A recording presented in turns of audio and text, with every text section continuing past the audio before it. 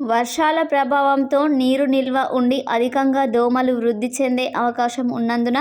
జిల్లా వ్యాప్తంగా గ్రామాలు, పట్టణాలలో పారిశుద్ధ్య కార్యక్రమాలు పకడ్బందీగా నిర్వహించాలని జిల్లా కలెక్టర్ ఆశీష్ సంగ్వాన్ అధికారులను ఆదేశించారు. గురువారం జిల్లా కలెక్టర్ కామారెడ్డి పట్టణంలోని విద్యానగర్ కాలనీలో పారిశుద్ధ్య కార్యక్రమాలను జిల్లా అదనపు కలెక్టర్ లోకల్ బాడీస్ చందర్ నాయక్తో కలిసి క్షేత్రస్థాయిలో పరిశీలించారు.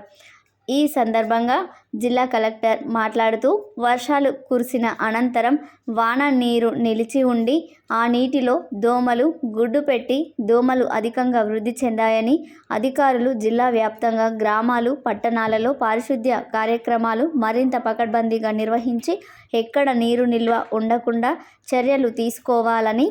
నీరు నిల్వ ఉన్న ప్రాంతాలలో ఆయిల్ బాల్స్ వేయాలని, డ్రైనేజీలు శుభ్రం చేయాలని, డ్రై డే రెగ్యులర్గా నిర్వహించాలన్నారు. మరొకసారి జిల్లాలో భారీ వర్షాలు వచ్చే అవకాశం ఉన్నందున మున్సిపాలిటీలో ఎక్కడా కూడా డ్రైనేజీలు బ్లాక్ కాకుండా జాగ్రత్తలు తీసుకోవాలని, వన మహోత్సవం కార్యక్రమం ద్వారా కామారెడ్డి మున్సిపాలిటీకి నిర్దేశించిన 2 లక్షల మొక్కలను ఈ నెల చివరిలోగా నాటి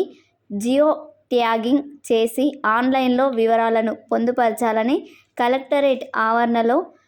మియావాకీ పద్ధతిలో మొక్కలు నాటేందుకు సిద్ధం చేయాలని, వర్షాలలో దెబ్బతిన్న పట్టణంలోని రోడ్లకు వెంటనే మరమ్మతులు చేయించాలని మున్సిపల్ కమిషనర్ రాజేందర్ రెడ్డిని కలెక్టర్ ఆదేశించారు.